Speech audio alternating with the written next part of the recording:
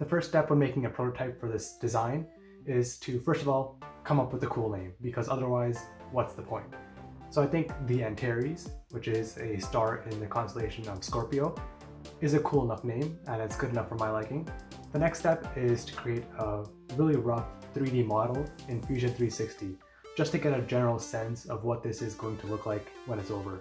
Next, I made a 3D model of the motor so I could try to mount it in Fusion 360 before I tried it in real life. I came up with this kind of idea where I used brackets and wooden supports to keep it in place. With that in mind, I extracted the motor as well as my other parts from my last design and got to work trying it out in real life. It turns out that design is not at all reality because it just didn't work out the way I thought it would. And instead, I ended up using a lot of tape and foam to mount the motor. Next, I went back into Fusion 360 and made a more detailed model of the entire aircraft. And by detailed, I mean slightly more detailed, but I sort of planned out how the stabilizers would look. Instead of having a stabilizer with a little flap for an elevator, the entire stabilizer moves on its own. So it effectively increases the area of the control surface, which should increase the responsiveness of the aircraft. Alongside that, I was also planning on using an elevon configuration, where instead of having ailerons on my plane and having elevators separate, I would combine the two so that the elevators would move independently and they would do both the roll function and the pitch function at the same time. So to make the stabilizers, or I guess the belevons because it's stabilizers plus elevons. Anyway, to make that, I bought some PVC pipe and also some wooden dowels, and I got to cutting them with my homemade lathe. It was not a good idea, it didn't really work out, and ended up having to cut it like a common peasant.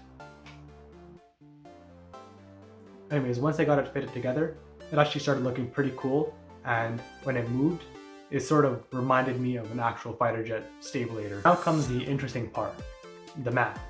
How big should the wings actually be? So there's two methods I tried out. The first one is a lot more accepted, I guess you could say.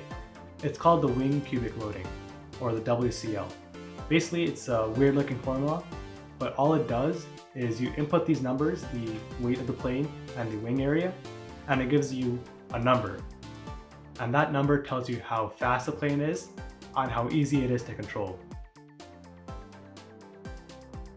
So for example, put in the weight in the wing area and you get a value of 3. That means that that plane with that configuration would be glider-like. It would be easy to control and wouldn't go that fast. So for our plane, we'll use a value of 15, and once we rearrange the equation and plug it all in, we get 7 decimeters squared per wing, which is actually pretty reasonable considering that our current design is just under that. Now the second method is a lot weirder because it's the lift equation. And so we'll rearrange the equation to get the area, and it looks innocent enough, but the coefficient of lift, or the CL, is what's a bit weird. See, it depends on the airfoil that you're using and the angle of attack. But to actually get that data, you have to use a wind tunnel, and we don't have one yet. So instead we'll be relying on simulations, which aren't as accurate, I guess, but it's all we have. So we load up XFoil, which is a free simulation software for this kind of stuff, and it asks us for a couple of things. First of all, you need to know the shape of the airfoil, and I can't actually use the airfoil I'm using, which is a stepped airfoil. It has a lot of sharp edges just because it's easier to make that way. Instead, I'll have to use a smoother airfoil called the Clark Y, and it's close enough that I feel comfortable enough using it. So once we have that, we now need to input our angle of attack, and we'll calculate a range of angle of attack just to see what it's like. So we got that set up, and finally we need the Reynolds number because we want to simulate viscous flow, since the air does have viscosity and it does play a large factor into drag and lift and things like that.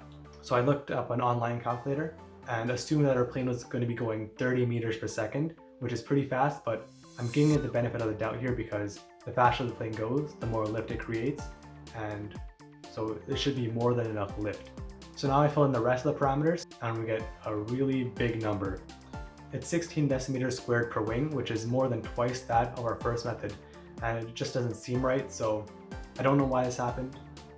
There's probably a lot of factors or things I messed up on, but we'll look at it later. I'm gonna figure it out later, but for now, we'll just use method 1 to set the actual wing area. The next step is going to be making a small planform model, so something that I can just throw around and see where the best center of gravity would be for this kind of airplane. I printed out a smaller version of our plane and then cut it out onto some foam board. After that, I threw that smaller version and saw that it did not fly well. Using some quarters and some tape, I readjusted the center of gravity of the small scale model so that it did fly well, or well enough. This information is useful because we can translate it onto our full-scale model in order to make it fly well. After a quick weighing, it was time for my favorite part. Alright, here we go. Really excited.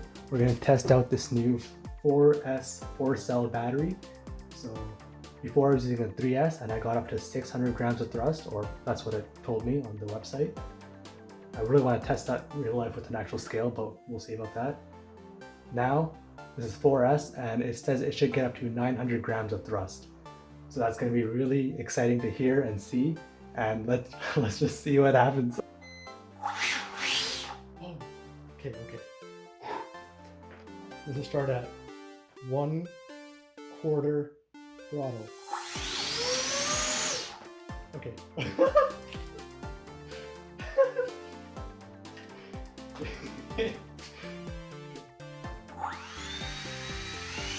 One quarter.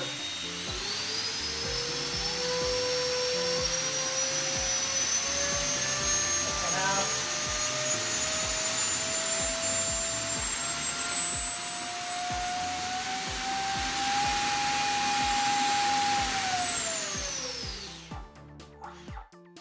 Whoa! Okay.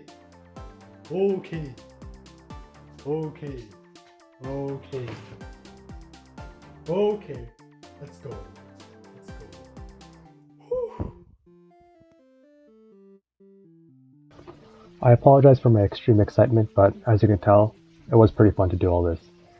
Now, let's just test it out and hopefully it doesn't disintegrate. Fingers crossed.